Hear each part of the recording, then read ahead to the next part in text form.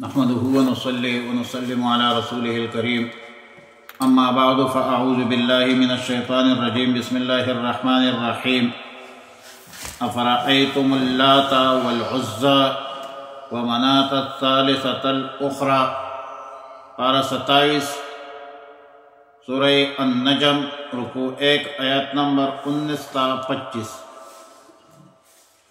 آیات مذکورہ میں مشرکین مخاطب ہے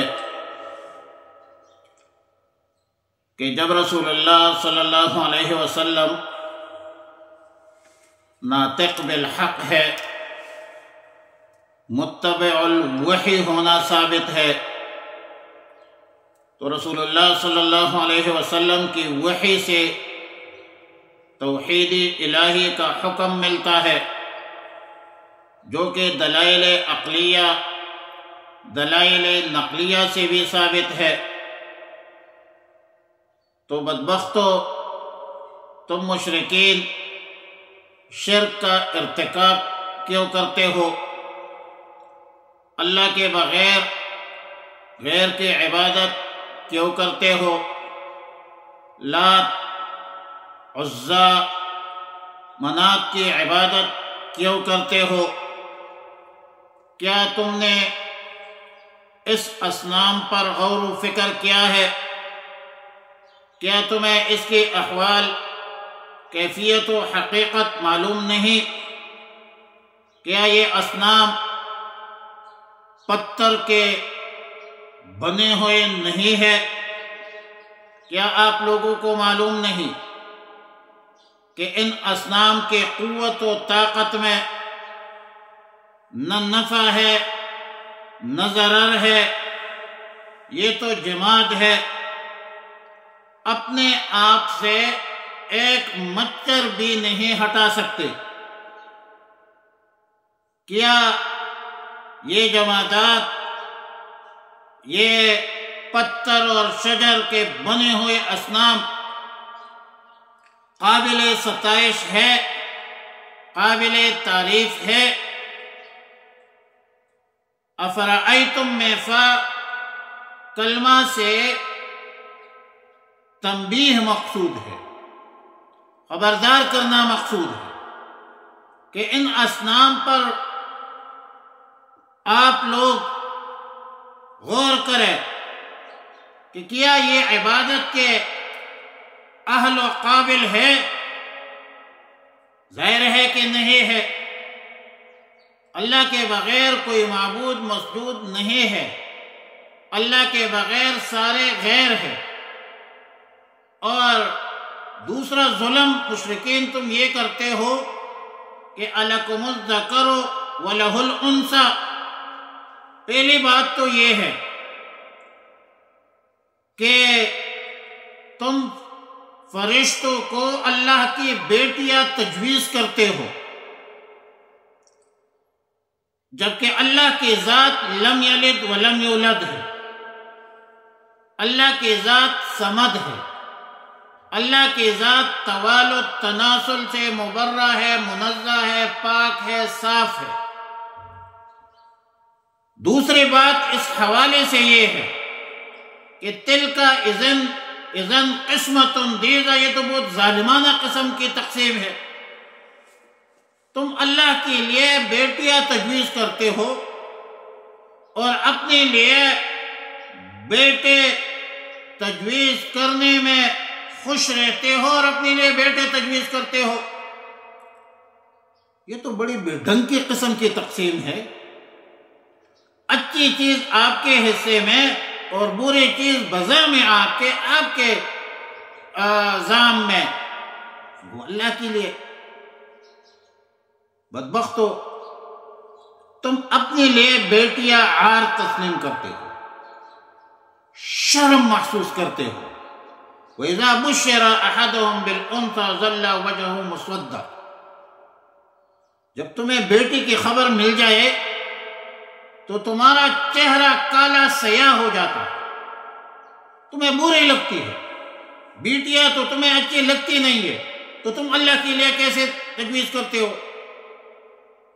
شرم آنا چاہیے آپ لوگوں کو کہ تم اللہ کے لیے اولاد تجویز کرتے ہو اور بدبخت تو پھر بیٹیاں تجویز کرتے ہو جس کو تم خود پسند نہیں کرتے. یہ بونڈی قسم کی تقسیم، یہ تمہاری حماقت، ضلالت اور گمراہی پر دلالت کرتا ہے اور تمہاری حماقت کا مظاہرہ ہے. ان ہی الا اسماء سمیتموها انتم وآباؤکم ما انزل اللہ بها من سلطان. یہ معبودان باطلہ مذکورہ اور عقیدہ ملائکہ مذکورہ، یہ نرے نام ہی نام ہے. یہ مسمیات خدا ہونے کی حیثیت سے کوئی موجود چیز نہیں ہے، کوئی وجود نہیں رکھتی. ان ناموں کا خارج میں کوئی مصداق نہیں ہے. جن کو تمہارے آباء و اجداد نے ٹھہرایا ہے، اپنے طرف سے افترا کیا ہے، بنایا ہے. اللہ نے معبود ہونے کے اس پر کوئی عقلی نقلی دلیل نہیں بھیجی ہے، نہ اس پر کوئی عقلی دلیل ہے نہ نقلی دلیل ہے، بلکہ یہ لوگوں کے اعتقادات الوہیت غیر اللہ کے حوالے سے بے اصل خیالات ہے جو ان بدبختوں کے خواہشات نفسانیہ ہیں. اب ظاہر ہے کہ ایک چیز ہے کہ ہر عمل سے پہلے اعتقاد ہوتا ہے اور ایک عزم اور ارادہ ہوتا ہے جو عمل کے لیے محرک ہوتی ہے. لہذا اس کے نفی کی گئی ان یتبعون الا الظن میں اور وما تہوی الانفس میں دونوں کی طرف اشارہ کیا کہ اعتقاداً بھی اور عملاً بھی دونوں تمہاری باتیں غلط ہیں. نظریات کی حد تک ظاہر ہے کہ ہر ایک ہوتی ہے عمل، اور عمل سے پہلے ایک نظریہ ہوتا ہے، سوچ ہوتی ہے، فکر ہوتی ہے. تو اس غلط فکر کی بھی نفی کر دی اور غلط عمل کی بھی نفی کر دی.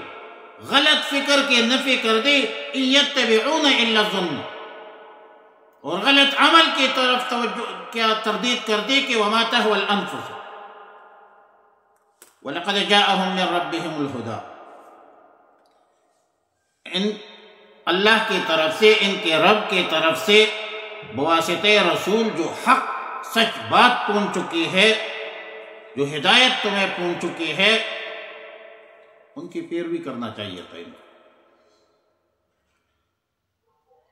یہ مشرکین اپنے دعوی باطلہ کے بجائے، اپنے باطل دلائل کے بجائے، اپنے باطل پیروی کے بجائے، اپنے آباء و اجداد کی جاہلیت کے رسوم کے بجائے رسول اللہ صلی اللہ علیہ وسلم کے دعویٰ پر عمل کر لیتے، رسول اللہ صلی اللہ علیہ وسلم کی دلیل پر غور کر لیتے، رسول اللہ صلی اللہ علیہ وسلم کی دلیل سنتے، رسول اللہ صلی اللہ علیہ وسلم کے دعوے کو مانتے، رسول اللہ صلی اللہ علیہ وسلم کے اخلاق اور افعال اور کردار کو اپنا لیتے، رسول اللہ صلی اللہ علیہ وسلم کی سنتوں کو اپنا لیتے، تو خیر، عافیت، سالمیت اور ہدایت کا ذریعہ ہوتا. اس کے لیے بہتر ہوتا.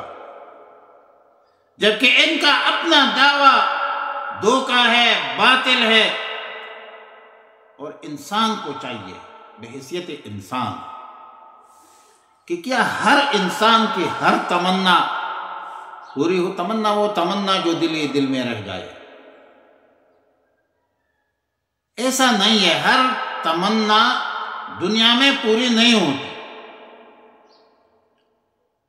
ہر تمنا اور خواہش اللہ کے اختیار میں ہے. دنیا کی کامرانی، کامیابی، خوشحالی، سوکالی، یہ اللہ کے اختیار میں ہے، اور آخرت کی بھی کامیابی، کامرانی، خوشحالی اللہ کے اختیار میں ہے. لہذا اللہ پر اعتماد، اعتقاد، ایمان و اذعان رکھنا ضروری ہے، تب آپ کو دنیا اور آخرت میں کامیابی ملے گی.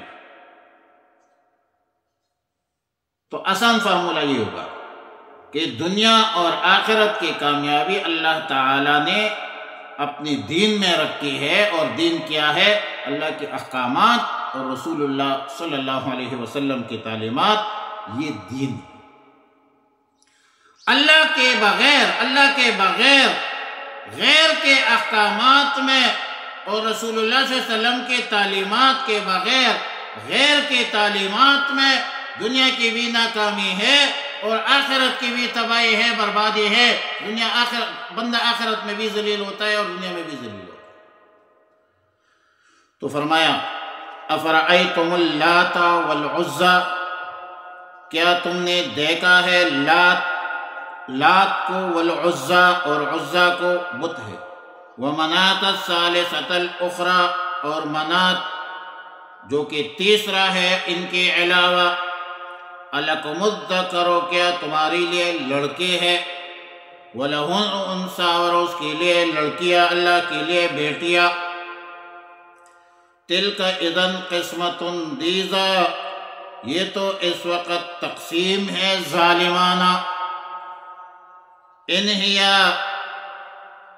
نہیں ہے یہ بت، الا اسماء مگر نام ہے، سمیتموہا جو رکھ لیے تم نے، سمیتموہا انتم جو رکھ لیے تم نے، وآباؤکم تمہارے باپ دادوں نے، ما انزل اللہ نہیں اتاری ہے اللہ تعالیٰ نے، بہا ان کے، من سلطان کوئی دلیل، ان یتبعون وہ پیروی نہیں کرتے، الا الظن مگر صرف گمان کی، وما تہوی الانفس اور اس کی وہ جو چاہے نفس، اس کی نفس جو چاہے وہی، وَلَقَدْ جَاءَهُمْ اور بے شک پہنچ چکی ہے ان کے پاس، من ربہم ان کے رب کی طرف سے، الہدیٰ ہدایت، ام للانسان کیا انسان کو سب کچھ ملتا ہے، ما تمنا جو تمنا